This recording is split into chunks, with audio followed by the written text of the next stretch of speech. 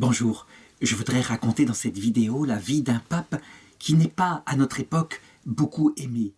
Et pourtant, à certains moments de l'histoire de l'Église, il faut des hommes comme cela, des hommes forts, des hommes justes, des hommes qui remettent, pour des siècles quelquefois, l'Église sur les rails de la recherche de la vérité et de la recherche du bien. En réalité, on le sait, le message de Jésus, c'est un équilibre profond entre deux absolus qui s'unissent en lui. C'est ce que disait l'Ancien Testament. En lui sont unis amour et vérité. Pas amour tout seul. Si Jésus, il était uni en lui que l'amour, il aurait dit à la femme adultère « Moi, je ne te condamne pas. » Point. Et on aurait pu penser que, finalement, avec sa miséricorde, eh bien l'adultère, c'est très bien. Non, il lui a dit aussi « Va et ne pêche plus ». S'il avait simplement dit « Va et ne pêche plus », avec un air sévère, eh bien, on aurait pensé que la vérité, elle est là, certainement, mais comme un glaive qui s'abat, et la pauvre femme, elle est blessée. Il a dit les deux ensemble. « Moi non plus, je ne te condamne pas, va et ne pêche plus ». Et ça, c'est la marque du Christ.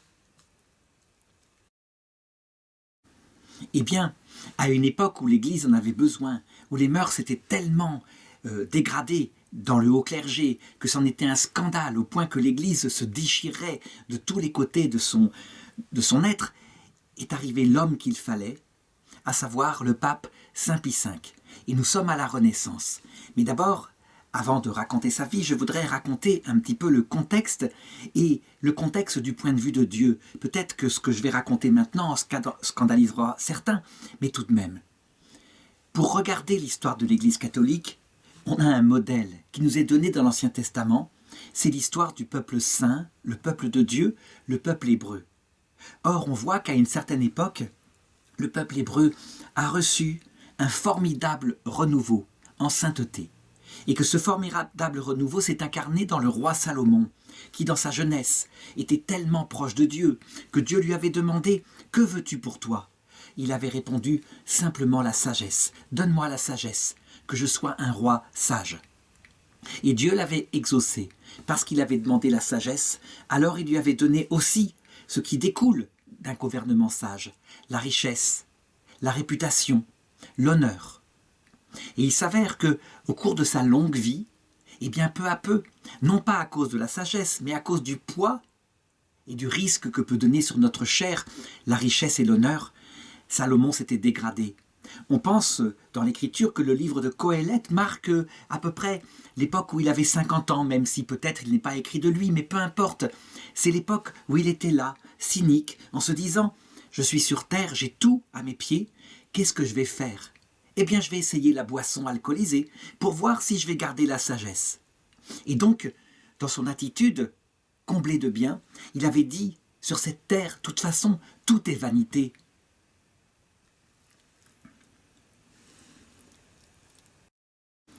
Je me suis mis à boire et j'ai gardé ma sagesse. Qu'est-ce qu'il faut faire en cette terre? Eh bien, il faut observer les commandements de Dieu, plus ou moins, comme cela. Et puis comme ça, on n'aura pas trop la guerre. Et puis, on ira au tombeau. Parce qu'il faut savoir qu'à cette époque-là, la foi qui avait été transmise par Moïse n'annonçait pas une récompense éternelle, mais juste une récompense terrestre. Eh bien, il en tirait les conséquences. Cette dégradation l'avait mené très loin, puisque, à la fin de sa vie, on le voit, il a fini par prendre 1000 épouses et maîtresses. Non pas pour coucher avec elles, mais pour la gloire et pour la diplomatie. Et puis, il s'est dit, parce qu'il fallait bien s'adapter aux mœurs de son temps, qu'il fallait adorer de temps en temps leurs idoles. Et pourquoi pas? C'était un petit peu les respecter finalement. Si bien qu'à un moment donné, voyant la plaie immense qui est dans le peuple de Dieu, Dieu approche de Salomon, devenu vieillissant, et il lui dit ceci par la voix de son prophète. C'est raconté dans le premier livre des Rois, chapitre 11, verset 10. Dieu lui avait défendu de suivre les autres dieux, mais Salomon n'observa pas cet ordre. Alors Dieu lui apparut et dit « Parce que tu t'es comporté ainsi et que tu n'as pas observé mon alliance et les prescriptions que je t'ai faites, je vais sûrement t'arracher le royaume et le donner à l'un de tes serviteurs. Seulement, je ne ferai pas cela durant ta vie, en considération pour ton père David. C'est de ta main de la main de ton fils que je l'arracherai. Et encore ne lui arracherai-je pas tout le royaume, je laisserai une tribu à ton fils, en considération de mon serviteur David et de Jérusalem que j'ai choisi. » Alors Dieu suscita un adversaire à Salomon, l'Édomite Hadad, de la race royale d'Édom. Eh bien, l'analogie, il faut la faire avec l'Église catholique. Il faut. Je dirais, certains le nient. Ils disent, mais non, l'Église catholique est sainte, donc elle n'a pas de péché. Oui, elle est sainte par l'Esprit Saint qui la mène vers le salut éternel. Mais les hommes qui la composent sur terre sont tous pécheurs, sauf la Vierge Marie. Et évidemment, la tête de l'Église, le Christ, Dieu fait homme. Eh bien, lorsque la plaie se met dans l'Église, eh bien, Dieu envoie des réformateurs. Et il l'a fait. Il l'a fait, par exemple, vers l'an 1000, avec Saint Pierre d'Amiens, qui a secoué l'Église, qui était plongée dans une grave turpitude. Turpitude qui était, par exemple, la simonie. Ça veut dire que les prêtres vendaient les sacrements pour de l'argent. Il fallait bien vivre, n'est-ce pas? Et puis, ce qu'on pourrait appeler le nicolaïsme, ça veut dire que les prêtres entretenaient des familles, et pour les longues familles qu'ils avaient, il fallait un héritage, et l'héritage était la paroisse. Et puis le népotisme, le fait de nommer son cousin, son frère, sa sœur au bon poste, parce qu'on a le pouvoir pendant un certain temps. Bref, une corruption généralisée qui s'était dégradée à cette époque-là, au temps de Saint Pierre d'Amiens, dans une homosexualité, des abus sexuels aberrants, de la pédérastie aussi. Et donc, il écrit un livre, ce petit moine, il écrit un livre qui s'appelle Sodoma, où il dénonce et il analyse la dégradation lente des mœurs dans le clergé et comment certaines personnes qui sont justement comme ça, homosexuelles, eh bien, pratiquent le vice, la sodomie, et à un moment donné, du coup, ne se rendent même plus compte de ce qu'est le bien et le mal, et sous prétexte de miséricorde, sont capables de tout accepter. Et c'est ainsi qu'elles nomment au bon poste leurs propres petits amis, et l'Église pourrit de l'intérieur en commençant par la tête. Il faut dire que Saint Pierre d'Amiens avait de quoi parler. Il y avait même une famille pontificale, parce que c'était une famille qui s'emparait des charges pontificales à Rome à cette époque-là, qui n'ayant plus, je dirais, de garçon à mettre sur le trône de Saint-Pierre, avait fini par mettre un adolescent de 13-14 ans, qui lui-même était pédéraste, et qui avait fini par vendre sa charge pour pouvoir vivre sa vie tranquillement. Voilà où on en était. Eh bien, au bon moment était arrivé Saint Pierre d'Amiens, docteur de l'Église, pas beaucoup connu, pas beaucoup aimé, à tort, parce que c'était l'épée de Dieu au bon moment pour rappeler les choses et réformer l'Église. Cependant, quand la dégradation revient, parce que il est sorti de cela, la réforme grégorienne, Saint Grégoire VII, avec un renouveau fantastique qu'a donné le Moyen-Âge des cathédrales, le Moyen-Âge des sommes de théologie. Donc, cette magnificence de l'Église, la sagesse enfin atteinte, dont on pourrait faire l'analogie avec l'état de Salomon dans sa jeunesse. Et parce que l'homme est homme sur la terre, quand il y a tellement de réussite et de richesse et de gloire, peu à peu, au lieu de s'attacher à Jésus, vrai Dieu, mort pour nous, humble, roi de ce monde par son humilité, certainement pas une royauté de prince de l'Église, eh bien on se dégrade, on finit par devenir quelqu'un qui a le pouvoir, et le pouvoir éventuellement de sanctionner celui qui ne pense pas comme nous. Normalement, il y a de nouvelles réformes, il y a eu Saint François d'Assise qui est arrivé, parce que l'Église, l'histoire de l'Église, c'est un perpétuel cycle de renouveau suivi de décadence. Voilà, elle est en perpétuelle décadence, en perpétuelle mort et en perpétuelle réforme grâce, je dirais, à des réformateurs intérieurs qui l'aiment. Mais quand ça va trop loin, quand les choses sont tellement graves qu'on n'arrive plus à réformer les choses, eh bien, il peut arriver que Dieu suscite dans son Église quelqu'un qui ne va pas réformer de l'intérieur, mais qui va déchirer. Ça paraît aberrant, mais on le voit bien avec Salomon, c'est ce qui s'est passé. Et par égard pour tout l'amour des anciens pères, de ceux qui avaient véritablement été fidèles, quand Dieu a permis que vienne Luther a agi de lui-même, mais Dieu a donné la réussite à Luther. Ça veut dire qu'il a mis le bon message, ou il a permis que le bon message qu'il avait, qui correspondait à l'orgueil de certains peuples, tandis que d'autres restaient dans l'Église catholique, fasse que une partie de l'Église sorte de l'Église, refuse certains abus et mette en avant des abus gravissimes que tout le monde pouvait constater, comme par exemple, je l'ai dit, le commerce des indulgences, vendre des bons pour le ciel, c'est évidemment aberrant, mais aussi l'abus des prières extérieures qui devenaient des recettes matérielles pour aller au ciel, comme si des lois comme ça, des œuvres qui ressemblent à la loi de Moïse, pouvaient sauver, alors qu'on le sait. Ce sont les œuvres de l'humilité et de la charité qui sauvent. Donc, aimer Dieu, aimer son prochain. Eh bien, il a permis que l'Église soit divisée. Et des grands pans de l'Église ont suivi le réformateur Luther, qui est, il faut le reconnaître, un hérétique, de même que, à l'époque de Salomon, quand la division eut lieu, eh bien, une hérésie naquit. On peut se demander, mais c'est pas possible, pourquoi dire que ça vient de Dieu, ça vient de l'hérétique Luther, Dieu ne peut pas susciter l'hérésie. Non, Dieu ne peut pas susciter l'hérésie, mais il peut la bénir de la façon suivante. C'est un texte que je tire de Saint Jean Chrysostome et qui illustre bien les choses. « Donnez-moi, disait-il, je modifie un peu ce qu'il disait, mais peu importe, ça revient au même. Donnez-moi pour une course de chars qui mène à la victoire 2 chars, avec le premier char blanc qui possède l'orthodoxie, la vraie foi, et l'autre cheval s'appelle l'orgueil, le péché. Et puis, un deuxième char, le char rouge, dont le cheval principal s'appelle l'hérésie. Mais à côté de lui, il y aura l'humilité. Devinez lequel de ces 2 chars gagnera la course. Eh bien, ce sera le char de l'humilité, et non pas à cause du poids de l'hérésie, mais à cause de la puissance de l'humilité. Voilà ce qu'il en est. Et donc, si l'Église catholique qui possède les trésors de la révélation de manière infaillible par l'union du magistère, de l'écriture, de la tradition, si l'Église catholique conduit à la perdition par le comportement de ses élites et par l'orgueil de son peuple, eh bien Dieu fait cela, il arrache. Et donc, à cette période-là, Martin Luther provoque une déchirure profonde dans l'Église.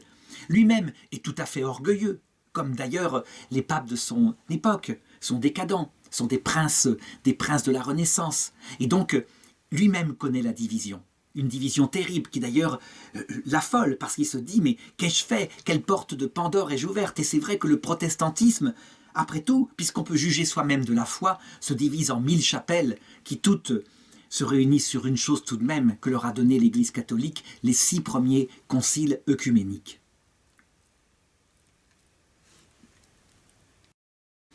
Et donc, la réforme de Martin Luther au début du XVIe siècle est un véritable tremblement de terre, quelque chose d'unique qui avait déjà été connu un peu avec le schisme de l'orthodoxie.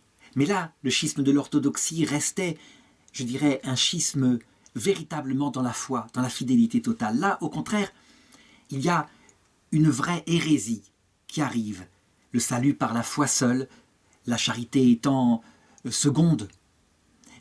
Donc l'absence de besoin de se purifier et d'agir en collaboration avec la grâce pour une alliance avec Dieu, la foi seule servant, quel que soit son péché, pour être certain d'être sauvé, etc. Des hérésies qui, cependant, n'abandonnent pas la totalité de la foi, gardent la Trinité, gardent la divinité du Christ. C'est le béaba. Et cette hérésie entraîne dans le schisme, ça veut dire la déchirure, on se sépare, une partie des peuples nordiques du nord de l'Europe, puis l'Angleterre pour d'autres raisons, parce qu'on a refusé à Henri VIII son divorce et son remariage. Nous sommes en 1517 quand Martin Luther, ce moine catholique augustin, scandalisé par l'état de dégradation de l'Église et par la cour de Rome, tellement corrompue, mais les corruptions aussi dans la théologie, publie ses 95 thèses, où il veut réformer et mettre en cause toute la foi catholique, telle qu'il la pense et telle qu'il la croit définie. Eh bien, il y a un petit garçon, un petit paysan, qui a 13 ans à cette époque-là. Il est né le 17 janvier 1504 dans le village de Bosco, en Italie, dans le diocèse de Tortone. Et là, eh bien, il est berger, il garde les moutons, tout simplement. Alors, il n'est pas un simple paysan inculte tout de même, il faut le reconnaître. Sa famille, elle a de la culture, elle est d'ancienne noblesse, elle a été ruinée par les guerres civiles qui se sont produites en Italie à cette époque-là.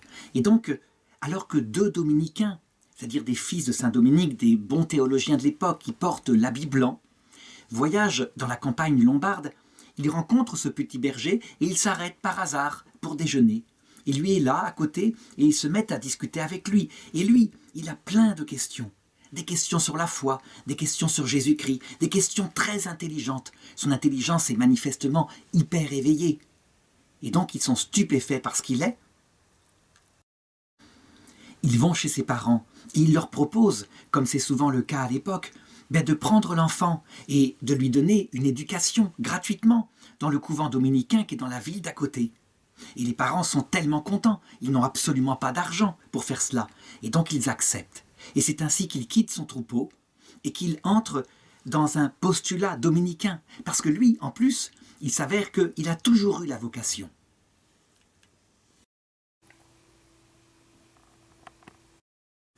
Eh bien, ce petit garçon, il s'appelle Antonio Gislieri, et on peut dire que c'est l'instrument dont va se servir la Providence pour réformer en profondeur l'Église, l'homme de Dieu. Et on le voit, il est cherché par Dieu alors qu'il est jeune, et il n'a aucune idée de ce qui l'attend comme vocation.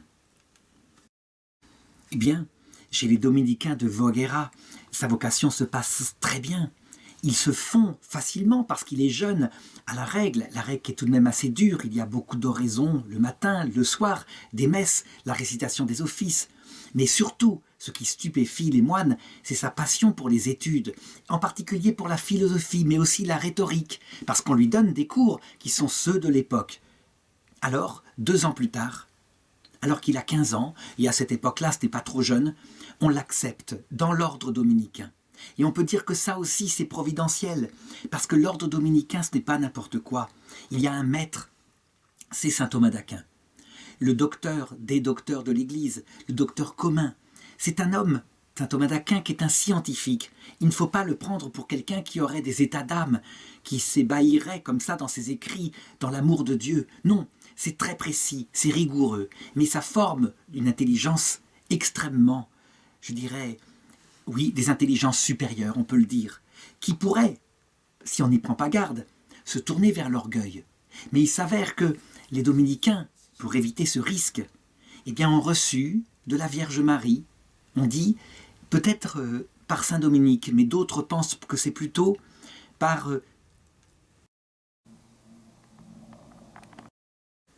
l'action du saint frère Alain de la Roche, qui a mis en valeur la nécessité d'utiliser ce chapelet et même de le transformer en rosaire à longueur de journée, si on veut s'approcher des études aussi intellectuelles sans y perdre son cœur, parce qu'on pourrait facilement développer un cerveau hypertrophié sans cœur.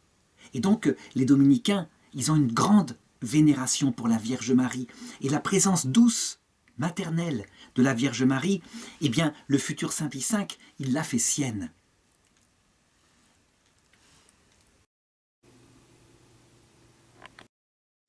Toute sa vie, tout ce qu'il reçoit ici, il y restera fidèle. On a quelques prières qu'il a écrites lorsqu'il est devenu pape. Par exemple, cette célèbre prière adressée à Jésus-Christ, « Mon Seigneur crucifié, Fils de la bienheureuse Vierge Marie, ouvre tes oreilles, écoute-moi, ainsi que tu as écouté ton Père sur le mont Tabor.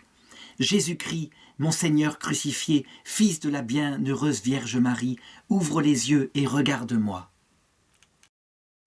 Évidemment, ses frères dominicains, devant un tel trésor, une telle vocation, l'acceptent à prononcer ses vœux, et il le fait le 18 mai 1521.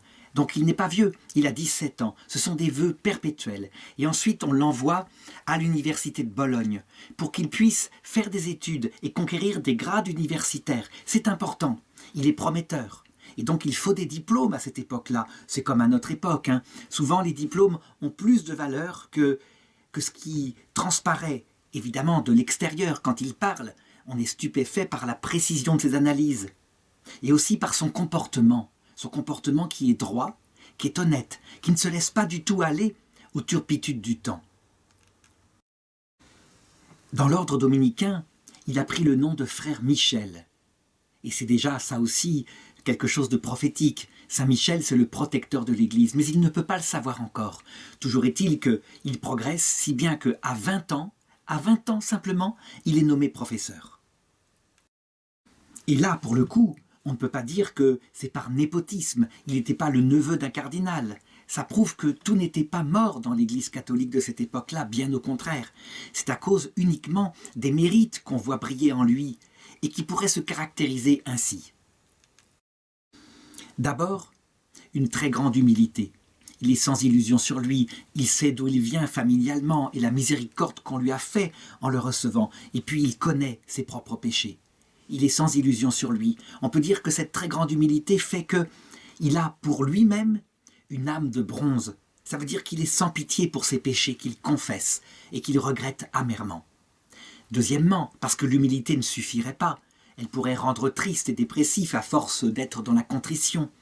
Un très grand amour pour Dieu et pour le ciel. Ça veut dire Dieu, oui, mais la Vierge Marie et les saints et les anges. On a des prières qu'il a composées à l'attention de Saint Joseph, par exemple, mais aussi de divers saints. Et sa piété, elle est équilibrée. Ça veut dire qu'elle s'adresse à Dieu, elle se réalise à travers l'oraison. L'oraison du cœur, c'est fondamental. Il faut se souvenir que nous ne sommes pas loin de l'époque où Sainte Thérèse d'Avila, docteur de l'Église, va arriver en Espagne et va réformer l'ordre du Carmel. Il va donner à l'Église catholique les traités de la théologie mystique. Eh bien lui, il la vit, tout simplement, cette piété à l'égard de Dieu. Mais il le sait. Celui qui aime Dieu et qui n'aime pas son prochain n'aime pas Dieu. Il connaît l'épître de Saint Jacques, qui d'ailleurs est mise en arrière profondément par Martin Luther, parce que Saint Jacques le dit, ta foi, tu l'as, très bien, mais montre-la moi si elle n'agit pas pour ton frère qui est pauvre, toi qui, quand un frère vient chez toi, ne lui donne pas à manger, mais lui dit, oh, je vais prier pour toi, compte sur ma prière, quoi qu'il arrive, alors qu'il meurt de faim. Le démon, lui aussi, il a la foi, dit Saint Jacques, mais il tremble. Ta foi, sans les œuvres, sous-entendu de la charité, elle n'est rien. Et donc il connaît cela. Et donc sa sollicitude s'étend à tous ceux qui sont son prochain. Son prochain, c'est d'abord les frères de son couvent, évidemment, à qui il dispense ce dont ils ont besoin, des cours structurés, précis, rigoureux, qui éclairent leur intelligence. Il ne s'agit pas, je dirais, de donner encore plus de distinction que saint Thomas d'Aquin et de compliquer les choses, mais de rendre simples les choses. Et puis, l'amour des pauvres.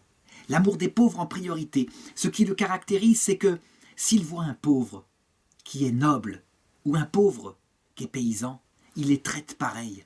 Il n'a pas, je dirais, la lutte des classes dans son cœur. Toute personne est aimée du Christ. Et ça, on le verra aussi dans son gouvernement pontifical un peu plus tard. Est-ce que j'ai fait tout le portrait de Saint Pie V à cette époque-là, dans sa jeunesse? Non, il manque quelque chose. La vertu. En conséquence de son humilité, de son amour pour Dieu et du prochain, qui sont comme les deux pieds qui lui permettent d'avancer vers le Christ, il a aussi un comportement vertueux. Ça veut dire que s'il a un cœur de chair pour son prochain, un cœur de feu pour Dieu, un cœur de bronze pour lui-même, eh bien, il fait une ascèse stricte sur lui-même pour ne jamais se laisser piéger par ce qui tente les clercs de cette époque-là, à savoir la gloire. Et là, il pourrait, parce que très vite, il va avoir les plus grands postes. Il est très vite nommé prieur dans les couvents de Vigevano, puis de Socino, et puis d'Albé. Il n'a que ces rôles-là, il est l'autorité, donc il n'a même pas besoin, je dirais, d'obéir, puisque très jeune, il est celui qui fait obéir. Il pourrait devenir un prince de l'Église, quelqu'un qui est imbu de vanité. C'est un piège terrible. Et donc, sans illusion sur lui, il lutte en se mortifiant contre sa vanité. Et puis, il pourrait y avoir la tentation de l'argent. Ça, c'est un piège aussi qu'il faut connaître, un piège assez terrible. Parce que on s'y fait prendre petit à petit, lentement. On ne se rend pas compte. Ah, on se dit un petit peu plus d'argent. Eh bien, lui, non, il a le vœu de pauvreté. Aucun argent pour lui-même. Et donc, toute sa vie, il portera l'habit simple, l'habit des dominicains. D'ailleurs, il faut remarquer que le pape Saint Pie V va tellement marquer l'Église universelle, durablement, que c'est à partir du moment où il était habillé en blanc, avec le costume dominicain, que les papes vont s'habiller en blanc.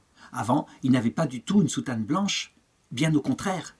Donc, ça reste, c'est l'habit de la pauvreté. Les dominicains, c'est l'ordre mendiant.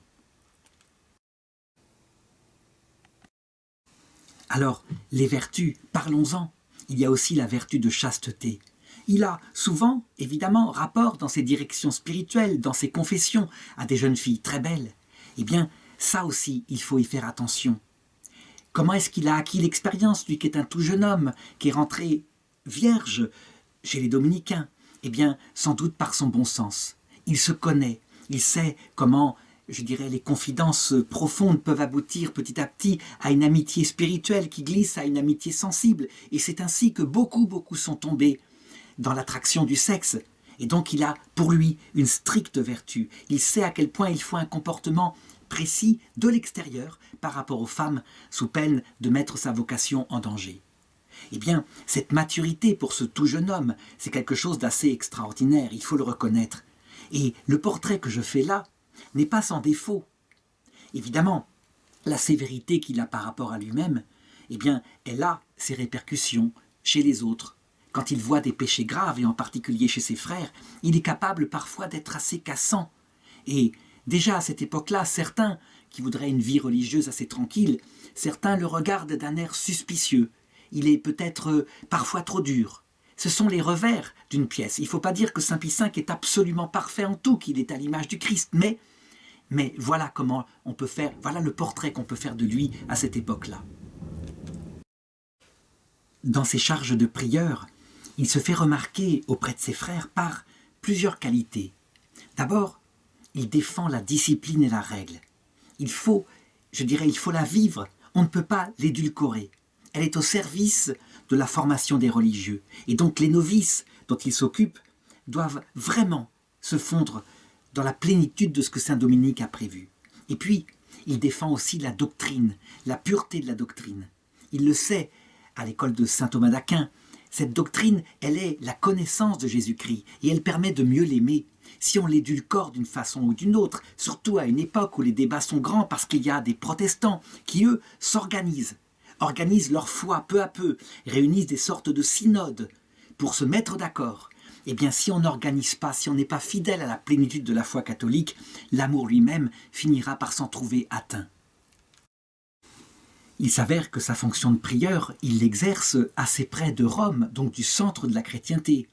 Et il n'y a pas à Rome que des évêques qui sont dans l'air du temps, dans le politiquement correct. On le sait, c'est qu'à toutes les époques pareilles, on suit l'air du temps, l'être humain est comme il est. Mais il y a toujours un petit reste, comme le levain dans la pâte qui, lui, n'est pas prêt à faire cela. Et donc, dans des discussions, des rencontres qu'il fait dans son couvent avec des princes de l'Église, certains se rendent compte qu'on a là affaire à un homme qui ne sera pas, je dirais, dans une sorte de mariage avec le politiquement correct de son temps. Pas question d'édulcorer l'Évangile, c'est le Christ et le Christ crucifié, dans la plénitude de son enseignement qu'il faut garder. Et c'est à cette époque-là qu'il est remarqué par un cardinal de l'Église romaine, le cardinal Giovanni Pietro Carafa, un cardinal qui est dans cette même conscience de l'exigence d'une réforme de l'Église.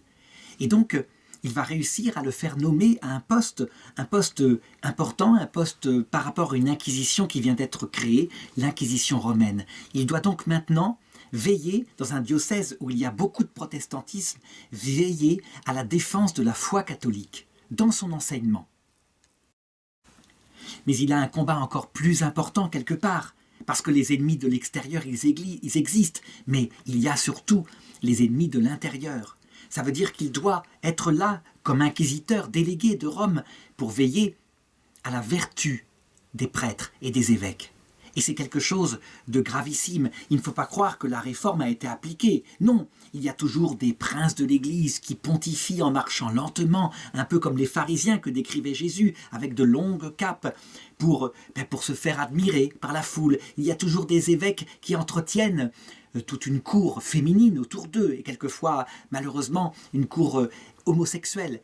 Bref, les mœurs sont dégradées.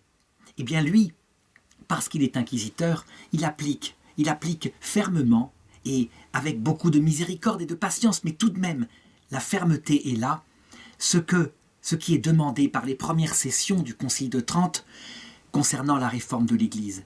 On peut dire qu'à cette époque-là, il va susciter un jugement mitigé. Par le petit nombre de ceux qui veulent cette réforme de l'Église, une grande admiration pour à la fois son intelligence, son intransigeance.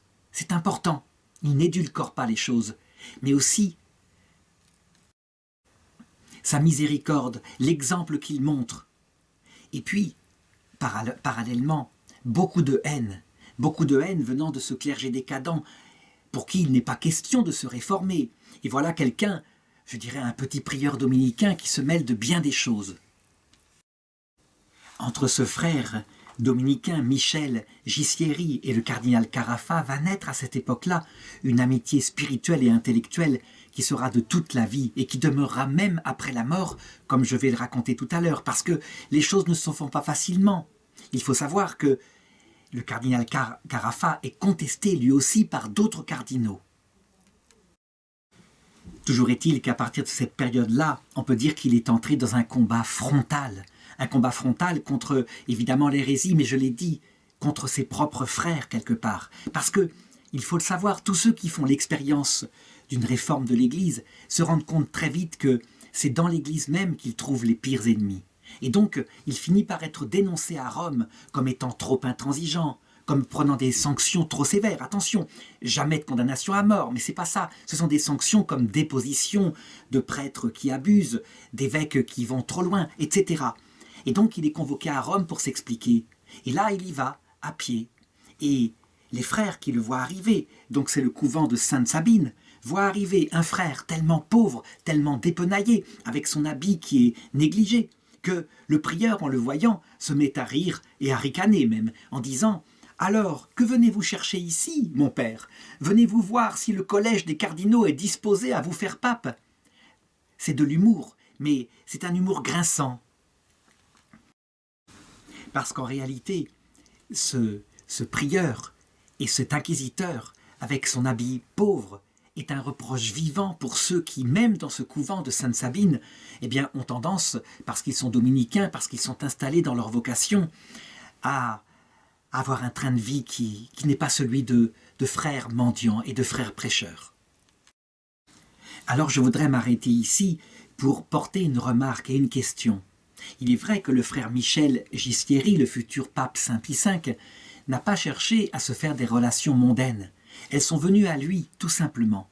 La question qu'on peut se poser, c'est est-ce qu'il faut se faire des relations mondaines pour pouvoir réformer l'Église quand on a un zèle comme le sien? Est-ce qu'il faut se servir des instruments humains? Je dirais, quand c'est possible, sans compromettre sa foi. Pourquoi pas? Ça facilite les choses, évidemment. Mais il faut toujours savoir que quand Dieu veut réformer son Église, qu'il aime et pour qui il est mort, eh bien, les anges sont là pour créer, au bon moment, les rencontres qui permettront, je dirais, d'aboutir. Donc, le futur Saint Pie V n'a pas cherché à se faire ami du cardinal Carafa, mais de fait, la Providence fait qu'il devient pape. Il devient le pape sous le nom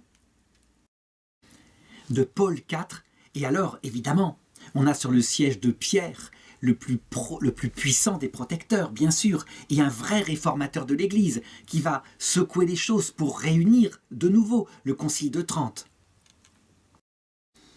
Parce qu'il faut le savoir, ce Concile de Trente qui doit répondre à Martin Luther, tant d'un point de vue de la doctrine, pour la définir face aux hérésies qu'il a lui montées, et aussi tant au point de vue disciplinaire, eh bien ce concile ne se fait pas facilement.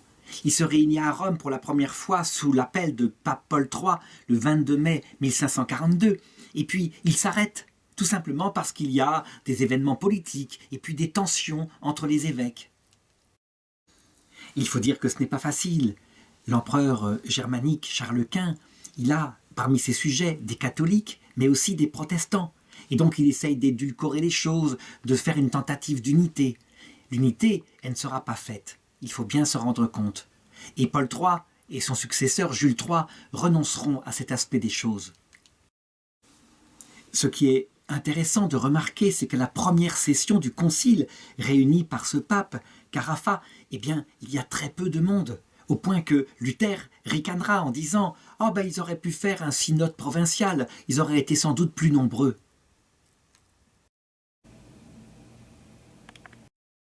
Évidemment, dès que le cardinal Carafa devient le pape Paul IV, l'une des premières choses qu'il fait, c'est de sortir de son rôle de prieur ou d'inquisiteur le frère Michele Gissieri et de le nommer évêque. Et lui essaye de protester. il n'est pas question qu'il quitte sa vocation et ses 3 vœux. Et donc, malgré ses larmes, pour le bien de l'Église, on le force à accepter un évêché.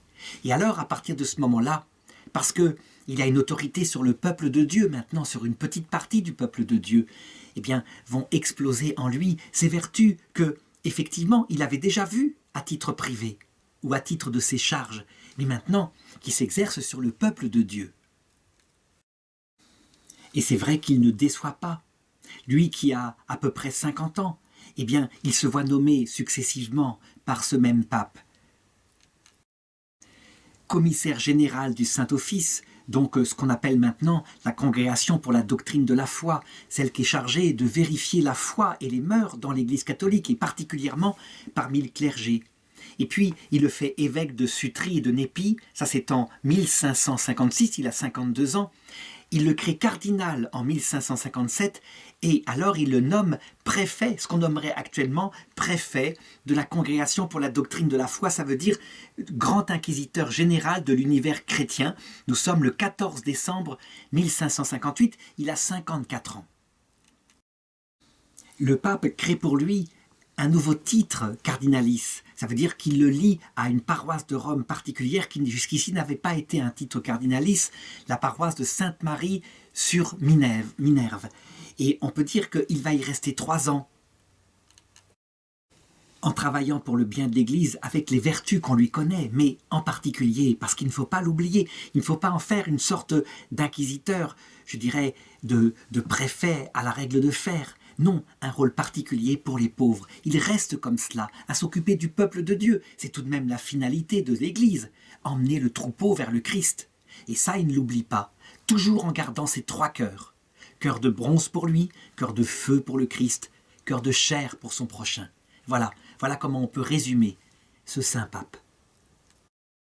Cependant, attention, il ne faut pas idéaliser. Il est dans le monde. Et le monde, eh bien, il est fait de petits côtés. Et certains ont voulu étudier l'histoire de l'Église uniquement par ces petits côtés. Ce serait une erreur, mais ce serait aussi une erreur de les oublier. En effet, à la mort de son protecteur, donc le pape Carafa, eh bien, est élu un pape d'une autre famille, la famille Médicis, pas la famille célèbre, hein, mais une branche peut-être, en tout cas, et se prétend-elle, qui prend le nom de Paul IV. Paul IV, ce n'est donc plus les papes décadents d'avant, c'est un pape qui est intransigeant d'un côté, mais qui aussi, d'un autre côté, a des défauts. Toujours est-il que la première chose qu'il fait, le pape Paul IV, c'est de mettre en procès son prédécesseur. Parce que son prédécesseur, effectivement, peut-être en pensant faire le bien de l'Église, a nommé des membres de sa famille à des hauts postes auprès de la curie romaine. Pour ce nouveau pape qui s'appelle Pie IV, eh bien ça s'appelle du népotisme, et c'est donc quelque chose d'intolérable. Alors, il met en procès ceux qui ont été nommés ainsi par la puissance de son prédécesseur Paul IV, et il fait exécuter, sans autre forme de procès, le cardinal qui est le neveu, Carlo Carafa, et aussi le capitaine général de l'Église qui s'appelle Jean Carafa. Voilà. Alors évidemment, face à cela, qu'est-ce que va faire Michele, le cardinal Michele? Ghisleri, est-ce qu'il va, je dirais, se faire un courtisan pour le bien de l'Église?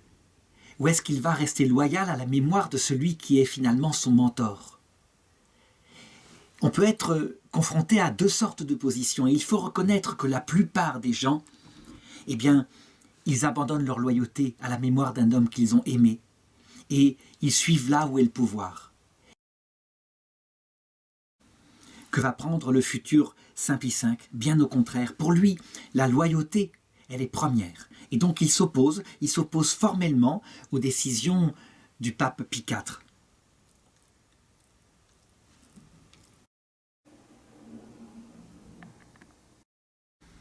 Et lorsque le cardinal Alfonso Carafa, lui-même, étant arrivé à ce poste par népotisme, sera empoisonné, il manifestera fermement son opposition. On ne peut pas comme ça, arbitrairement, mener les choses. On ne peut pas utiliser n'importe quel moyen, même si on est en Italie. L'Italie, évidemment, de Machiavel, l'Italie des poisons, et ça on le sait bien. Et donc, eh bien, il est mis en disgrâce avec tous ceux qu'a nommé le prédécesseur, et donc il se retrouve évêque piémontais à Mondovì. À partir du 27 mars 1560, il a donc 56 ans. On pourrait dire que, à cause de cette loyauté, sa carrière au service de l'Église est terminée. Eh bien ça dépend de Dieu. C'est pourquoi je dis toujours, il faut regarder ces petites histoires-là. Et la preuve que l'Église catholique, elle vient de Dieu, c'est qu'elle subsiste malgré cette humanité qui est là, cette humanité tellement pécheresse. D'autant plus que, attention, il ne faut pas réduire le pape Pie IV à cela. Bien au contraire, il fait d'autres choses qui sont bien. En 1562, il réouvre le Concile de Trente qui avait été suspendu par le pape Jules III. Et alors, dans ces sessions qui vont avoir lieu, des choses très importantes sont mises en place, comme par exemple l'appel à la formation des séminaires, qui seront, je dirais, une aide précieuse pour la formation de prêtres savants et de prêtres pieux. Et aussi la condamnation de l'accumulation des bénéfices ecclésiastiques. Ça, c'est une règle très importante pour lutter contre l'effarant enrichissement de certains princes de l'Église. Et puis, l'obligation pour les évêques de résider dans leur diocèse. Ça, c'est pour lutter contre la mondanité de ces évêques qui se pavanent tout le temps à Rome, plutôt que de s'occuper de leurs ouailles dans leurs évêchés. Alors, la foi catholique est aussi solidement défendue à cette période-là par ce qu'on appelle la profession de foi tridentine, c'est-à-dire le credo de la foi catholique, qui doit être professé par toute personne qui veut avoir un rôle dans l'Église catholique. Ce qu'il faut remarquer pour cette période-là, et ce qui est terrible, c'est ce dont est fait la pâte humaine. Parce que le pape Paul IV, qui a été si féroce avec son prédécesseur Carafa, eh bien voilà que lui-même se met à pratiquer le népotisme. Car voilà qu'il s'est mis en tête d'admettre dans le Sacré Collège, donc de nommer cardinal, quelqu'un qui est proche de sa famille, le fils du grand-duc de Toscane, Ferdinand de Médicis, qui a 13 ans. Il veut l'admettre à 13 ans comme cardinal. Et ça, évidemment, le cardinal Gissieri s'y oppose formellement. Bref, ceci manifeste encore une chose qui est tout à fait moderne. Quelquefois, les personnes qui luttent le plus fortement contre le cléricalisme deviennent les plus cléricales. Ça veut dire mettre leurs propres amis au poste qui conviennent. Cependant, attention, il n'est pas un opposant absolu et mortel au pape Pie IV, loin de là. Ce qu'il fait de bien, il le reconnaît comme bien. Il agit encore une fois selon sa conscience. Certes, le pape Paul IV a pratiqué parfois le népotisme, mais ça ne veut pas dire qu'il faut arbitrairement exécuter ce qu'il a nommé. Et d'autre part, si celui qui a fait ça se comporte pareil, ce n'est pas à faire, même si par ailleurs il fait de bonnes réformes dans l'Église. D'ailleurs, 6 ans plus tard, lorsque le pape Pie IV va mourir, eh bien voilà que se réunit un conclave, et que ce conclave, je dirais, sont là, si on peut dire, et mené par quelqu'un qui a été nommé aussi, un petit peu par népotisme, on pourrait le dire, qui a été nommé à une fonction de cardinal. Il s'agit du futur Saint Charles Borromée. Ah, il faut en parler de Saint Charles Borromée. C'est un homme d'une famille noble qui, véritablement, aurait pu être le modèle même du népotisme, parce qu'il est fait cardinal lorsque son grand-oncle maternel devient le pape Pie IV, justement.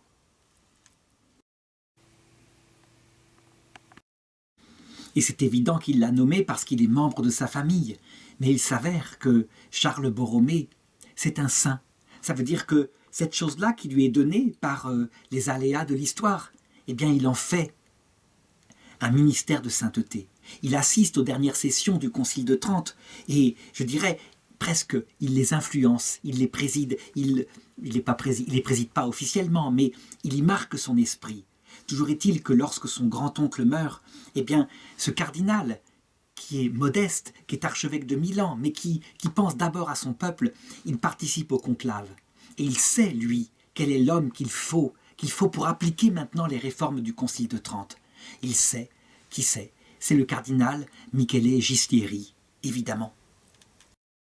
Et c'est ainsi que ce cardinal qui mourra à 44 ans simplement, qui ne pense qu'au bien de l'Église, va travailler pendant tout le conclave à faire élire le futur pape Saint Pie V. Et il va y arriver par sa parole persuasive, parce qu'il domine le conclave, et il le dit, il nous faut un homme comme cela, un homme fort, un homme qui ne sera pas en train de transiger avec l'esprit du monde, qui appliquera avec miséricorde mais force les réformes du Concile de Trente. Et on finit par se ranger à son avis. Et le cardinal Gislieri, lui, eh bien, il proteste, il ne veut pas de cette charge-là. Il sait ce qu'il en coûte d'accepter cette charge, il sait les intrigues humaines, il sait aussi le poids lourd de la responsabilité pour sa propre âme, pour son propre salut éternel, si on n'applique pas les choses comme il le faut. Et finalement, il est élu pape et il accepte de prendre le nom de Pie V, donc dans la ligne de son prédécesseur, à qui il s'est pourtant formellement opposé. Certains pourront dire, mais est-ce qu'il n'y a pas contradiction, s'opposer à un pape? Je dirais non, il n'y a pas contradiction. Les cardinaux sont les frères et les apôtres en commun avec le pape. Et le pape, s'il a un rôle de premier, c'est un rôle aussi de serviteur. Et on voit bien comment saint Paul, lorsqu'il fut confronté, à un moment donné, à saint Pierre, qui se comportait mal, ça veut dire qu'après le concile de Jérusalem, qui avait défini qu'il ne fallait pas suivre la loi de Moïse, c'était plus la peine, elle était accomplie spirituellement, avait été surpris, en train hypocritement de se comporter en juif lorsqu'il était en présence de chrétiens d'origine juive, eh bien saint Paul n'hésite pas à le reprendre en face et à s'opposer à lui. Cette histoire est racontée dans l'Épître aux Galates, chapitre 2, verset 11. En effet, il faut se souvenir que la grâce d'être pape ne fait pas des papes des saints. S'ils sont protégés charismatiquement, ça veut dire indépendamment de leur sainteté, quand ils définissent la doctrine universelle du salut, ils ne sont pas du tout protégés dans leurs actes personnels, dans leurs décisions pastorales. Ils peuvent faire des bêtises. Et ça, on voit que dans le premier pape, Saint Pierre, eh bien, tous les traits de la papauté qui lui succédera sont présents. Ce qui est essentiel en regardant Saint Pie V lorsqu'il est cardinal et qu'il s'oppose au pape Pie IV, c'est qu'il le fait quand il y a faute. Mais par ailleurs, il se soumet quand il y a acte de droiture, acte au service de l'Église. Et donc, en 1566, à l'âge de 62 ans, eh bien, le petit frère dominicain Michel Gislieri est élu sur le siège de Pierre. Et son pontificat ne va durer que 6 ans, 6 années. On se dit, mais 6 années, comment peut-il, je dirais, réformer et marquer durablement pendant quasiment 500 ans l'Église catholique? Ce n'est pas le nombre des années qui fait les choses, c'est la détermination. Ça veut dire que, puisqu'il est sur le siège de Pierre et qu'il a la responsabilité de l'Église du Christ, alors il y met toute son énergie. Et tant pis pour son sommeil, et tant pis pour son confort. Ce qui lui compte, c'est le service des âmes. Et alors il va se mettre à réformer, et plutôt à appliquer ce que le Concile de Trente demande, mais de 1000 façons. C'est incroyable, il ouvre tous les chantiers possibles, immédiatement.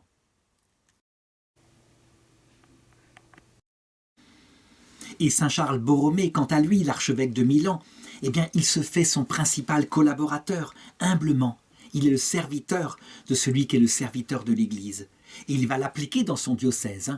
Je dirais même qu'il est le modèle en pratique de ce que le pape Saint Pie V, lui, fait dans les réformes au niveau de la structure de l'Église. Il y a toutes sortes de chantiers à ouvrir. Et le premier des chantiers, c'est lui-même dans sa fonction de pape. Est-ce qu'il faut qu'il soit de nouveau à l'écoute de toutes les sollicitations qui arrivent de par les familles nobles de Rome? Pas question. Pas question. Le bien de l'Église. Et un noble de Rome, c'est comme un pauvre paysan pour lui. C'est un fidèle du Christ qui doit arriver à la vie éternelle. Donc, pas de préséance, pas de nomination népotiste, rien de cela. Il est considéré du coup comme un peu sec, un peu intransigeant, et on commence à le regarder de travers. Qui a-t-on mis sur le siège de Saint-Pierre? Mais il le sait, le premier ennemi serait s'il se laissait glisser maintenant à ses besoins naturels de gloire ou d'argent ou de plaisir. Non, tout est au service de l'Église, il reste un dominicain, un frère prêcheur, et il le manifeste extérieurement en continuant à porter son habit dominicain.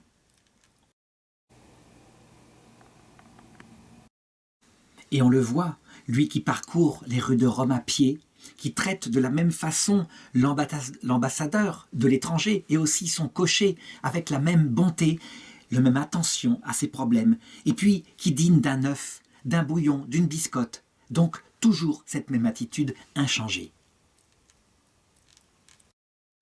Deuxième chose, se souvenir qu'il n'y a pas que des ennemis, il y a le but de son pontificat, le service du peuple de Dieu. Il n'est rien d'autre qu'un berger. Le but, c'est d'emmener le peuple de Dieu vers le salut. Et donc, qu'est-ce qu'il fait? Il met en avant des personnes qui l'aident à cette époque-là, des saints qui se lèvent ici-là. Saint Charles Borromée, évidemment, l'évêque, le modèle des évêques de la Contre-Réforme, mais aussi il y a Saint Philippe Néri qui parcourt Rome et qui crée à cette époque-là ces oratoires de simples groupes où on apprend à connaître Dieu, entre jeunes, comme cela, sans qu'il y ait d'organisation bien faite. Et puis, il y a les jésuites qui sont apparus à cette époque-là, avec saint Ignace de Loyola, sans compter sainte Thérèse d'Avila, qui en Espagne va bientôt réformer le Carmel et sortir une avancée gigantesque en ce qui concerne la connaissance du chemin de l'âme vers Dieu, ce qu'on appelle la théologie mystique. Et c'est incroyable. On dirait que l'Église qu'on croyait morte, la Réforme allait enfin changer tout cela. Eh bien, dès que les branches mortes ont disparu, les pousses vertes immédiatement se mettent à repousser une vitalité extraordinaire, inouïe, qui évidemment, on le sait, elle vient du Saint-Esprit, il est caché. On oublie trop souvent cet acteur-là pour regarder les petites histoires humaines.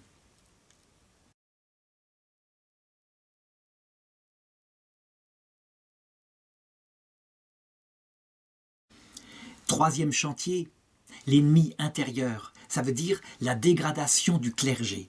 Et là, il faut s'y occuper de toutes les façons possibles. Alors, une façon qui ne plaît pas tellement à notre temps, mais qui est fondamentale. Le clergé catholique, il est célibataire. Les réformes ont été appliquées depuis Saint Grégoire VII, je l'ai dit tout à l'heure.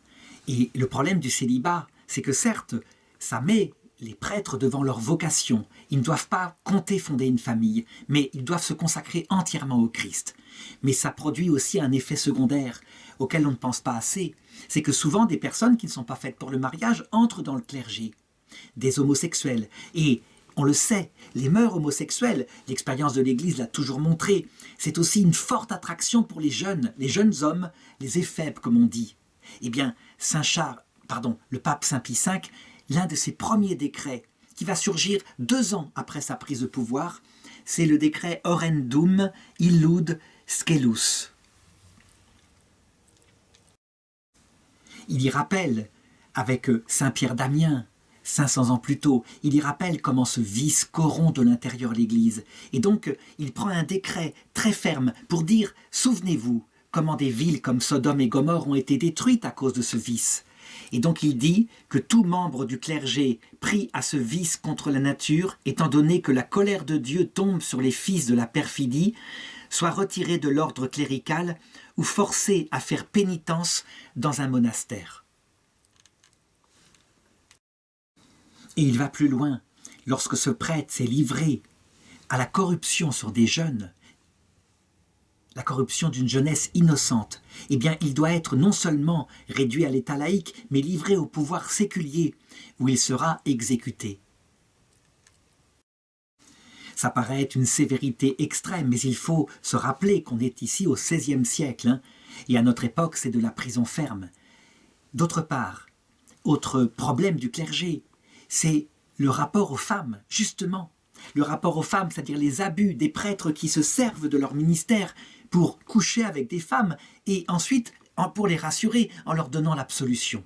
Il établit par là une excommunication ipso facto pour tout prêtre qui se rendrait coupable d'un tel crime. Et il établit, je dirais, avec son bon sens, des normes strictes pour recevoir et entendre la confession. Donc des confessionnaux fermés avec des grilles où on ne pourra pas toucher les jeunes femmes qui se livrent et qui livrent leurs péchés. Et puis des grilles avec des grilles des clôtures avec des grilles dans les monastères contemplatifs, afin que les religieuses, elles non plus, ne soient pas ainsi abusées par la convoitise de certains qui profitent de leur faiblesse. Outre le risque du plaisir égoïste, il y a dans le clergé le risque de l'argent. Et donc la première chose qu'il fait en arrivant à ce poste, c'est de diviser par deux le train de vie des cardinaux, des princes de l'Église, et lui-même d'en montrer l'exemple par sa propre pauvreté.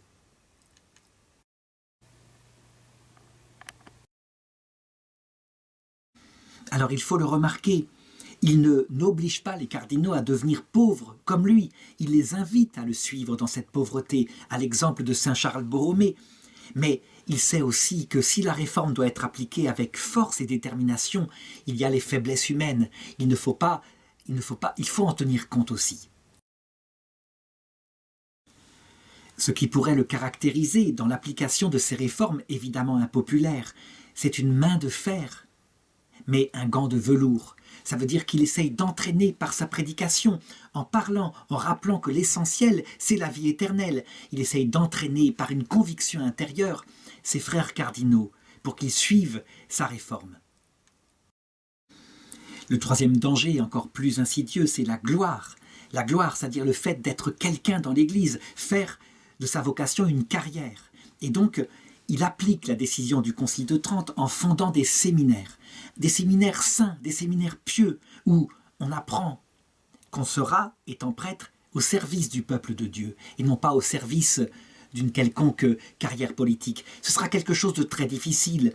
L'Église n'y est jamais arrivée entièrement, il faut le savoir, parce que la gloire dans le cœur de l'homme, c'est quelque chose d'enraciné, très important. Il n'empêche que, en mettant la piété dans ces séminaires, et puis des saints se chargeront de l'appliquer dans toute l'Europe, en France par exemple avec l'école française, eh bien, en mettant la piété, il met aussi des études de qualité. Parce qu'il ne suffit pas d'aimer Dieu, il faut aussi connaître Dieu pour pouvoir transmettre au peuple de Dieu la meilleure connaissance. Les protestants d'ailleurs en sont le modèle, eux qui veulent que leur peuple soit cultivé, qui se fondent sur la parole de Dieu, sur l'écriture seule évidemment. En ce qui concerne le pape Saint Pie V, il sait que les canaux par où passe la révélation ne sont pas que l'écriture, mais qu'il y a aussi la tradition sainte. Et donc il fait canoniser les pères cappadociens afin qu'on les connaisse, qu'on connaisse leur doctrine. Donc Saint Basile le Grand, etc. Et puis, il établit saint Thomas d'Aquin comme le maître fondamental de la doctrine catholique. Et il le sait, parce que les conclusions du Concile de Trente, elles ont repris à 100% des conclusions du Saint Docteur. Donc, saint Thomas d'Aquin, c'est une doctrine sûre. Attention, pas une doctrine infaillible. Ça, c'est le magistère. C'est le magistère seul qui définit de manière infaillible, portée par l'Esprit Saint, ce qui est vrai et faux chez un docteur. Et donc on le voit, ces réformes qui sont très positives auront leur contre-coup, parce qu'on verra des gens très fidèles à Saint Pie V et à saint Thomas d'Aquin. Imaginez que saint Thomas d'Aquin est infaillible en tout. Non, il ne l'est pas. En particulier sur son supplément, quand Dieu a voulu qu'il meure avant de terminer sa somme de théologie, et donc sa théologie de l'ordre, sa théologie du mariage, sa théologie des fins dernières. On voit bien que ça a été repris, et c'est à reprendre, c'est ce que fera plus tard d'abord le Concile Vatican II, avec l'ordre et le mariage, et puis peut-être un jour un concile pour ce qui concerne les fins dernières. De même que j'ai montré que son attitude par rapport à son prédécesseur, Pie IV, n'est pas une attitude sectaire. De même par rapport à Luther, tout n'est pas mauvais. Et donc il fait mettre en avant les études de la Bible. La Bible, Luther l'a exaltée, au point d'écraser les autres canaux de la révélation que sont la tradition, et on pourrait même dire le magistère, avec les conciles et les papes dans leur proclamation de la doctrine. Eh bien lui, il ne va pas écraser l'écriture, bien au contraire, il la met en avant. Il est nécessaire que le peuple de Dieu y ait accès. Mais il le sait, l'écriture seule, on peut tout lui faire dire, en fonction du cœur de celui qui l'interprète. Et donc c'est toujours l'écriture, la tradition et le magistère ensemble qui seront apportés au peuple de Dieu.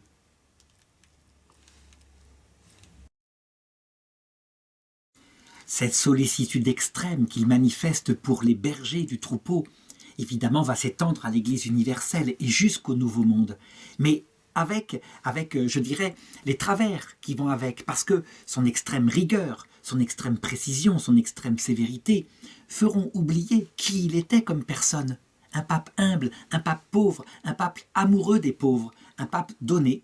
Et donc, eh bien dans l'Église, il se mettra à partir de cette époque-là, et c'est bien naturel. Il y a eu une telle décadence avant que souvent on part dans l'extrême inverse après. Une Église plus sévère, rigoureuse, mais digne, qui se comporte bien. Et ça se traduira aussi dans la spiritualité. On sait comment, par exemple, le jansénisme qui sortira un peu plus tard, eh bien, portera le peuple à faire tellement pénitence que quelquefois on n'ose même plus approcher Dieu. Et de même, la réforme de la liturgie par Saint Pie V qui met en avant la grandeur de Dieu. Lui, le maître, le juge de l'univers, eh bien, aura tendance à oublier que Dieu, quelquefois, il s'est fait homme et qu'il a fait une Eucharistie sur un repas, une pauvre table, avec ses disciples autour de lui, et non pas sur un autel grandiose au-dessus des hommes. Mais ça, c'est comme toujours, c'est le travers d'une époque. Il faut bien comprendre comment le pape Saint Pie V gouverne. Il a le pouvoir absolu, pouvoir plus grand que les rois de l'époque. Alors il se met devant Dieu, il passe des heures à l'oraison, et il regarde aussi vers la Vierge Marie. Et pendant cette oraison, eh bien, il pense, et les idées lui viennent de toutes les réformes qu'il faut appliquer. Il pourrait faire comme d'autres papes, prendre conseil auprès des rois, des princes, de Charles Quint. Lui, non, c'est auprès de Dieu qu'il prend conseil. Et du coup, tous les sujets l'intéressent. Je voudrais montrer, c'est des choses qui peut-être plairont à l'époque moderne, sur quel genre de sollicitude il se penche. Je l'ai dit, réforme de lui-même, réforme du clergé, tout ce qui porte le peuple de Dieu vers la sainteté. Mais il se rend compte qu'il y a à Rome une mode qui le choque particulièrement, d'une très grande cruauté pour des créatures de Dieu qu'il respecte, à savoir les taureaux. Il y a des courses de taureaux à Rome. Eh bien, le pape émet une bulle qui s'appelle De Salute Gregis Dominici, qui interdit formellement et pour toujours les courses de taureaux, en décrétant même une peine d'excommunication immédiate contre tout catholique qui les autorise ou y participe. Et il est très sévère. Il interdit même une sépulture religieuse aux catholiques qui seraient morts lors d'une course de taureaux. Ces courses, évidemment, où on exécute un taureau à la fin, les corridas, quoi, tout simplement. Alors on pourrait se dire, son décret, il n'a pas été appliqué partout. Les courses de taureaux continuent en Espagne et en France. C'était un décret pastoral, et les décrets pastoraux ne vivent que ce que vivent les papes. Un successeur peut les changer, évidemment. J'ai pris cet exemple-là afin de montrer qu'aucune créature de Dieu n'échappe à sa sollicitude. Et bien sûr, évidemment, sa loyauté va aussi à la famille Carafa, qui a été injustement et arbitrairement puni par son prédécesseur. Alors il les réhabilite, il réouvre le procès, il montre comment il y a eu manifestement fausses accusations. Et il rend leur richesse à cette famille qui avait été déportée. Il fait même nommer un des neveux du prédécesseur cardinal. Parce que c'est un homme bien, pas parce qu'il est le neveu de son prédécesseur qui fut aussi son mentor. D'où lui vient une telle énergie, lui qui est déjà une personne âgée pour l'époque? Eh bien de sa fréquentation de Jésus, de son amour pour l'Église. Et on a, pour en témoigner, cette prière qu'il écrit à Jésus. « Adorable Jésus, qui m'avait aimé jusqu'à vouloir mourir sur une croix pour l'expiation de mes péchés. Je vous en conjure, par l'intercession de Marie, votre Sainte Mère, daignez ouvrir vos oreilles à l'humble et douloureux aveu de mes fautes, comme vous l'avez ouvert jadis aux prières de roi David lorsqu'il vous dit « J'ai péché ». Ouvrez vos yeux et jetez un regard de compassion et de bonté sur ce misérable pécheur vivement affligé de vous avoir offensé, comme vous avez jeté un œil sur Pierre qui vous avait renié et qui pleura ensuite amèrement. Il ne faut pas négliger cette prière, ce n'est pas un simple texte. Si le pape Saint Pie V n'avait pas eu une profonde humilité, une profonde conscience de son propre péché, il aurait été un réformateur de fer et il aurait provoqué la révolte et la fin de sa réforme avec le successeur. Non, c'est parce qu'il touche les cœurs, il les convainc. D'ailleurs, il le dit, « Je préfère passer à la postérité par des exemples de vertu plutôt que me trouver en marbre ou en airain sur la place publique. Et donc ceux qui l'ont connu sont obligés de constater, c'est un homme qui aime Dieu et qui aime son prochain, voilà tout, et qui est conscient de son péché. À partir de là, l'union entre l'humilité, l'amour, la vertu, eh bien, on a ce qu'on appelle la miséricorde.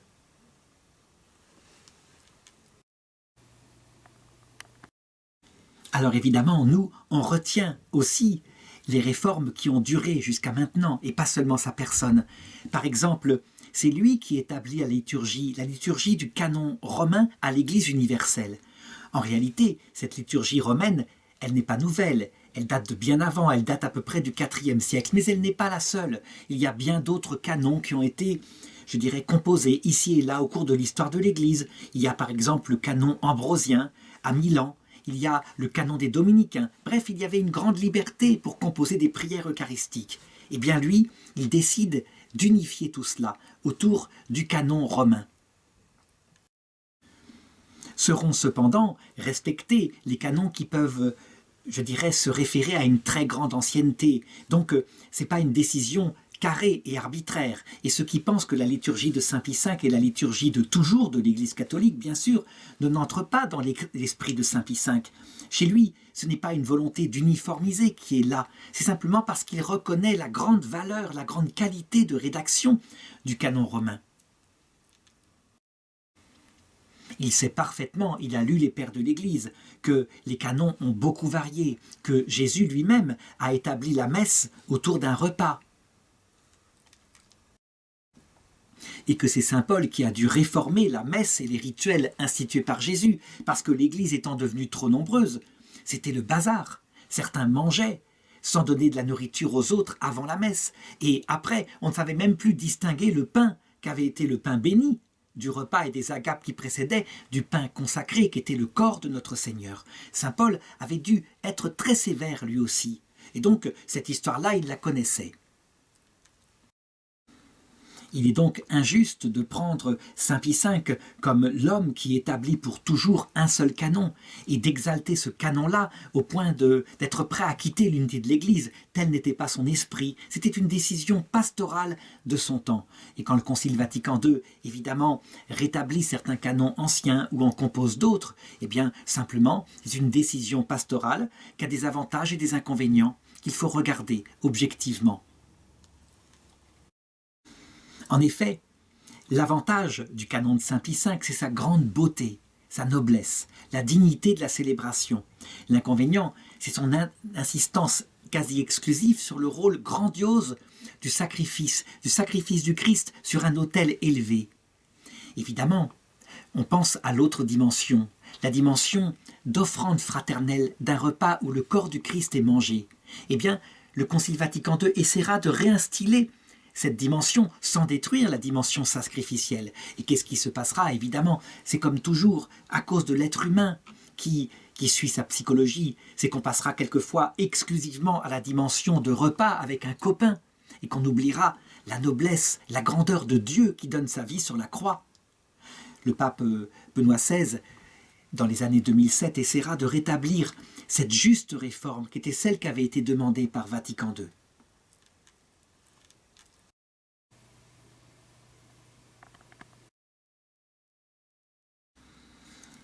Et puis il est pressé, il y a urgence, il sent qu'il vieillit. En 1571, donc un an avant sa mort, il crée la congrégation de l'Index. Qu'est-ce que c'est? C'est encore une chose qui a duré jusqu'au Concile Vatican II, qui paraît sévère, et donc on a exclusivement regardé la sévérité de Saint Pie V. Je l'ai dit, non, il ne faut pas regarder que cela, mais c'était nécessaire. Ça veut dire qu'il fallait donner au peuple de Dieu la possibilité de discerner où étaient les mauvais livres. On ne peut pas accepter n'importe quel livre, évidemment, et on le sait même à notre époque. Si on répandait librement comme ça en Europe les écrits d'Adolf Hitler, on sait ce qu'il en sortirait. Et donc il y a des livres qui continuent d'être mis à l'index. Eh bien, Pie V, il dit qu'il y aura des spécialistes de la lecture qui seront capables de mettre à l'index, provisoirement parfois ils en sortent, mais pour mettre en garde le peuple de Dieu contre des livres qui portent des thèses qui s'opposent à la foi catholique, ou qui semblent s'y opposer. Les papes du XIXe siècle défendront cet index face à la tentative qu'il y aura de laisser toutes les idées librement circuler. Et les papes, comme le pape Saint Pie IX, mettra en garde en disant « Attention, si vous laissez circuler n'importe quelle idée, vous obtiendrez des morts et la guerre. » Et c'est ce qui s'est passé malheureusement au XXe siècle. Alors évidemment, cette décision pastorale de l'index doit être aussi modérée. On peut mettre trop de livres à l'index, ça arrive. Et quand on va trop loin dans le sens de la sévérité, eh bien on peut être sûr qu'on partira ensuite dans le sens de l'absolu laxisme. Encore une fois, l'être humain, avec le balancier de son cœur, sur lequel le démon appuie, comme dit l'Apocalypse, secouant l'arbre de l'Église à droite et à gauche pour y faire tomber, si possible, les fruits. Donc on verra dans les années 50, l'index est exagérément utilisé, au point que quelqu'un comme Sainte Faustine verra ses écrits mis à l'index, et aussi un certain nombre de prêtres qui deviendront ensuite les cardinaux principaux réformateurs du Concile Vatican II.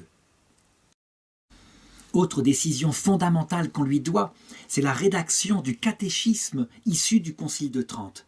Le catéchisme, c'est-à-dire une espèce de mise en place d'une doctrine organique, simplement présentée, adaptée à tout le monde, et qui soit un repère sûr de la foi catholique, qui ne soit pas simplement le credo, qui est juste un résumé, mais quelque chose de plus large.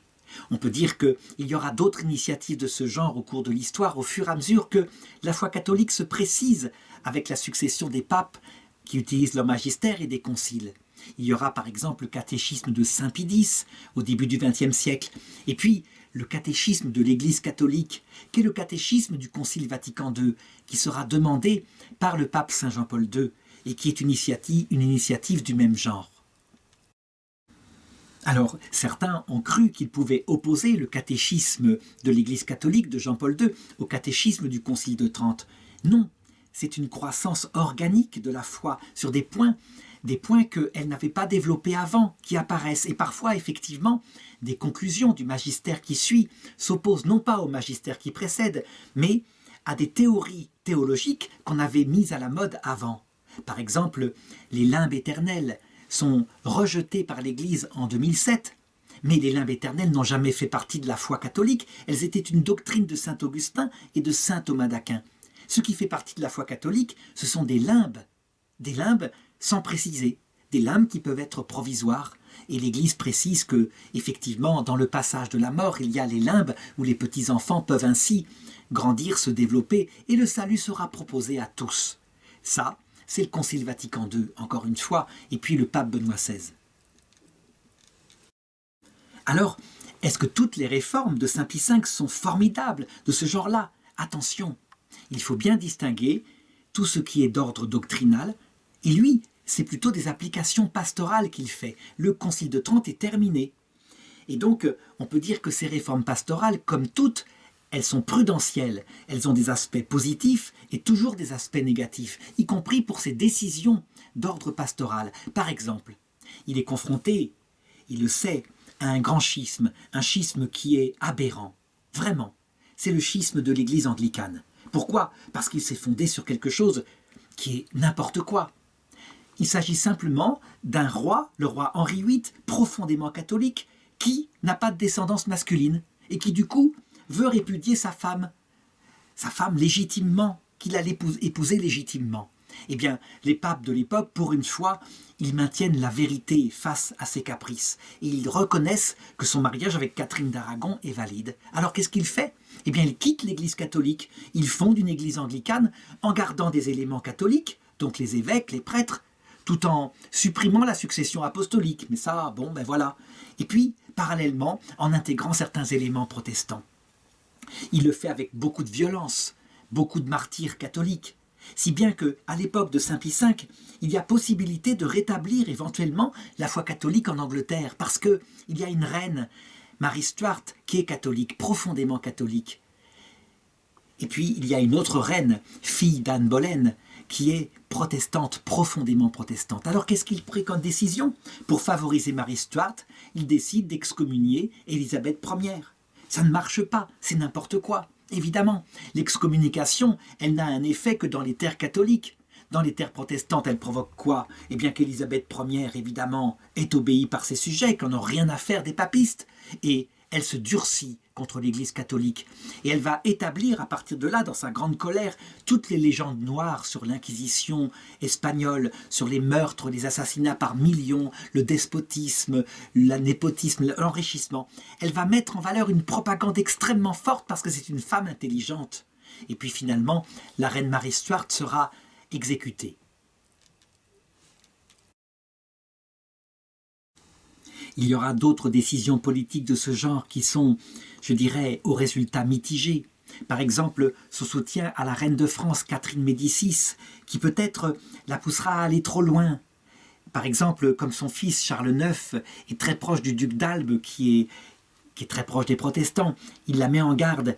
Et peut-être que cette union-là provoquera une exaspération des guerres religieuses plutôt qu'une paix. Autre action qu'il faut regarder avec nuance et avec circonspection, c'est son action contre le peuple juif qui est dans les États pontificaux. C'est une décision d'ordre politique, et voilà la raison. Il considère que le pratique de l'usure par certains banquiers juifs est une véritable honte, parce que les taux d'intérêt qui sont discriminants, qui mettent les gens chrétiens en particulier dans la misère après qu'ils aient fait un emprunt, eh bien, sont un mal endémique de ces États. Que faire? Eh bien, il prend une décision à travers une bulle qui s'appelle Hebreorum Gens, donc qui s'adresse au peuple hébreu, où il leur demande de quitter, hommes et femmes et familles, dans les 3 mois, ces États, uniquement les États pontificaux, et d'aller ailleurs. Alors évidemment, ils peuvent emporter tous leurs biens. Cependant, une telle décision, il faut se mettre à la place de ces gens-là. C'est une décision qui les oblige à vendre leur maison, à bas prix, puisque le marché s'écroule, forcément, il y a tellement de biens à vendre. Et donc à partir, quelquefois, dans la misère, surtout que le décret, il est universel. Et donc on voit bien qu'il y a là un décret qui est aberrant, qui est arbitraire, qui ne tient pas compte des circonstances et des gens, qui d'autre part peut attaquer aussi bien le banquier véreux que le banquier qui a pu aider quelqu'un à s'installer et qui ne pratique pas un taux qui est usuraire. Toujours est-il que ce décret administratif qui est lié au pouvoir temporel des papes, eh bien, ce sera un peu les choses qui tenteront les rois de toute cette époque-là, et il sera aboli directement par un de ses successeurs, le pape Sixte V dans sa bulle Christiana Pietas en 1586.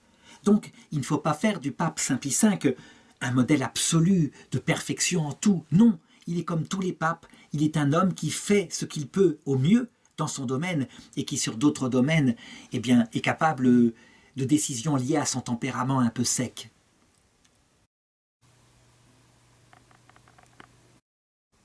Il faut se pencher sur quelques-unes de ces décisions qui, au plan politique, par contre, ont véritablement aidé l'Europe à survivre telle qu'elle est.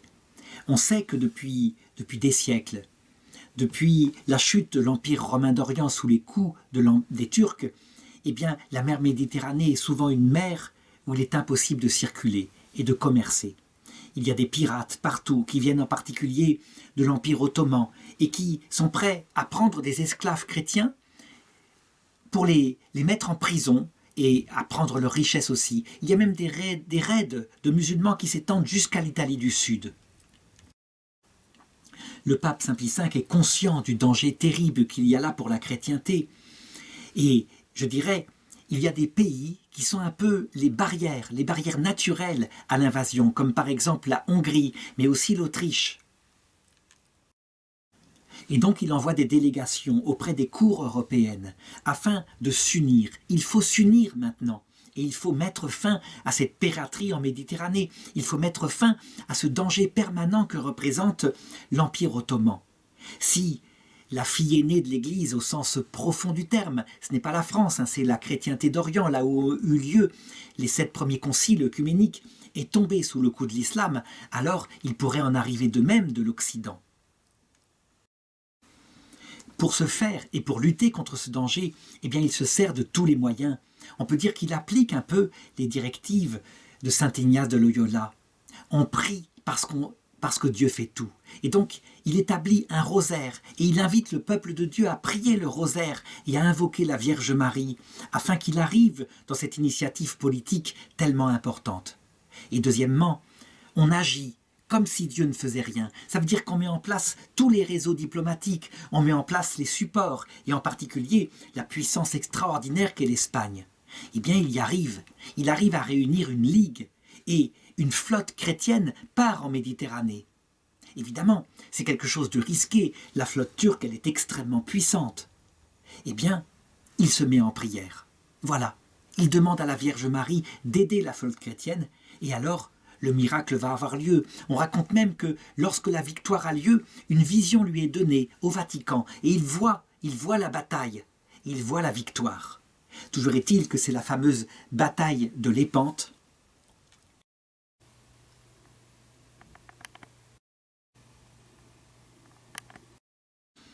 D'où vient cette victoire de Don Juan d'Autriche, qui était l'amiral, le chef de cette flotte? Ça vient probablement effectivement de la supériorité technique de la flotte occidentale. Et aussi, on peut dire que la baisse de l'Empire ottoman vient sans doute à partir de cette période-là de l'ouverture de l'Occident aux sciences et aux techniques, ce qu'on appelle l'époque des Lumières. Mais le pape Saint Pie V, lui, il sait très bien que la victoire, il la doit aussi à la ferveur du peuple chrétien et à l'intervention de la Vierge Marie. Alors il fera marquer le nom de Notre-Dame du Rosaire dans le calendrier liturgique romain.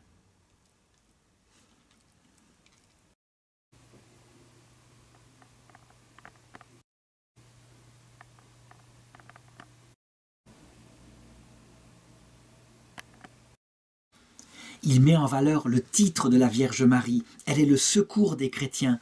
Et on peut dire que la victoire sera fêtée dans les rues de Rome, un peu comme à l'époque de l'Empire romain, on fêtait le triomphe, je dirais, des conquérants.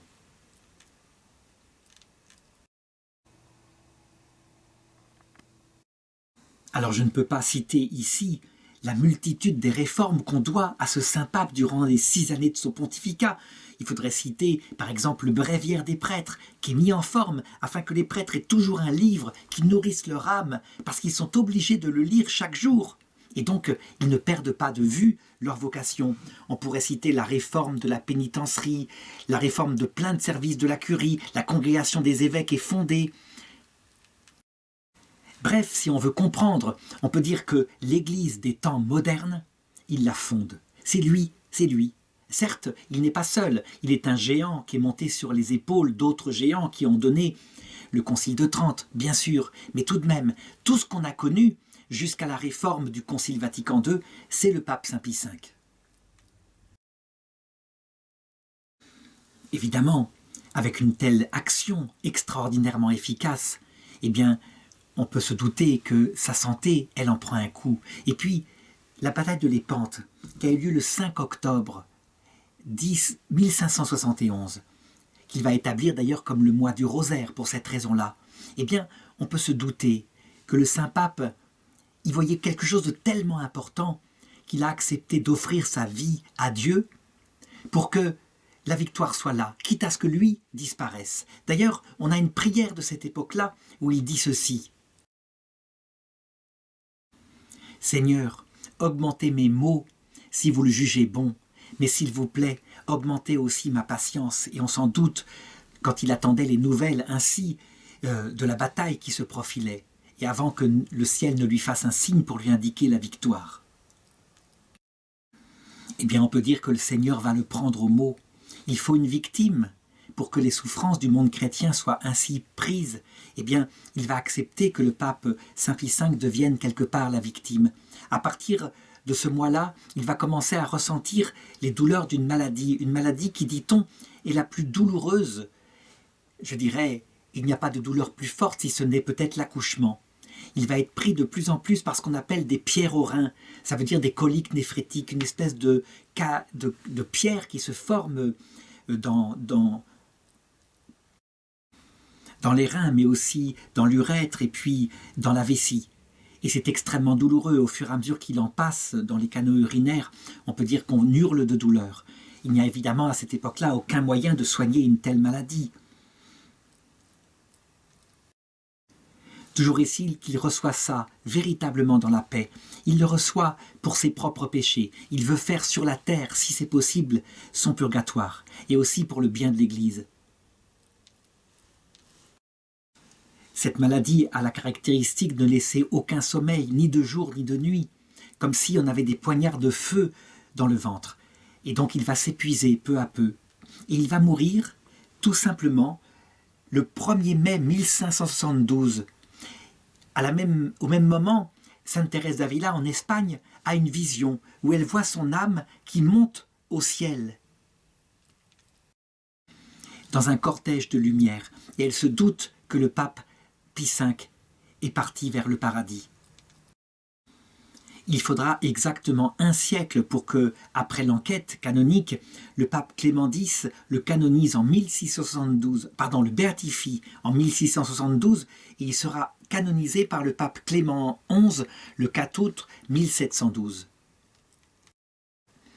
Pourquoi est-ce que ça a pris tant de temps? Eh bien, justement, quand un homme qui est fait pour être un moine est mis par Dieu avec une telle responsabilité où il y a des dimensions politiques, il est évident que quand on agit, eh bien on se salit les mains. Ça veut dire que rester dans la théorie et dans la prière, c'est facile, c'est être propre, mais on n'a pas de main. Mais être sur le terrain comme il l'a accepté avec larmes lors de son élection, suite à l'action de Saint Charles Borromée, on le sait, c'est risquer son propre salut. Il a donc pris dans sa vie des décisions au service de l'Église qui ont été grandes, qui ont été nobles, dont l'Église a bénéficié pendant 5 siècles, mais il a pris aussi des décisions qui forcément n'ont pas réussi, ont été des échecs politiques durables, eux aussi, et en particulier l'effet désastreux que ça a eu sur l'Angleterre.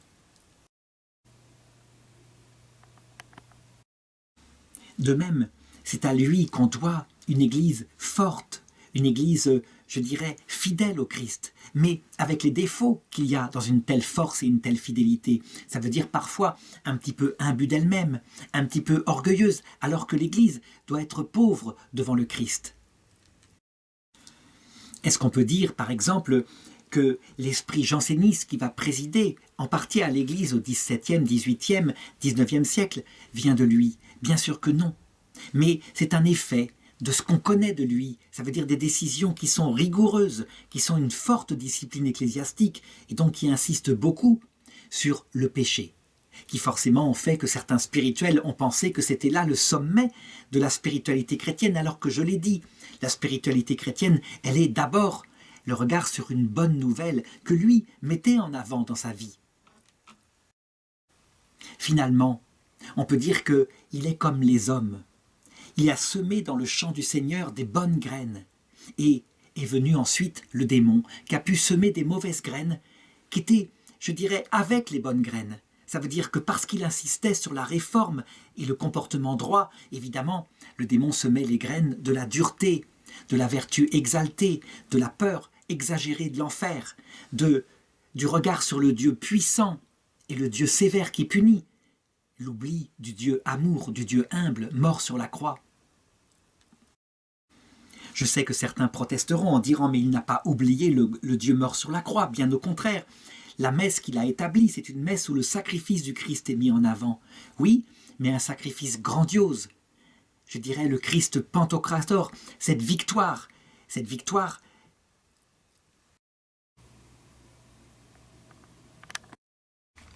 que certains interprétons, parce que la liturgie est belle, comme étant une victoire terrestre, mondaine, une victoire qui n'est pas celle de l'humilité et de l'amour, celle qui aboutit à des âmes toutes données au service. Alors, on peut dire que la crise qui suivra le Concile Vatican II, eh bien, elle est un peu du même genre. Le Concile Vatican II, il n'est pas du tout un concile laxiste, un concile où tout se vaut.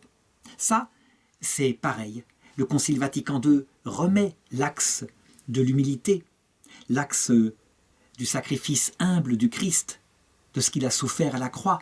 Et après, un pseudo-esprit de Vatican II va exalter ça, poussé par le démon, en rejetant les valeurs qui avaient été mises en avant par Saint Pie V, comme l'amour pour le Christ au profit de l'amour pour le prochain, comme s'il y avait opposition.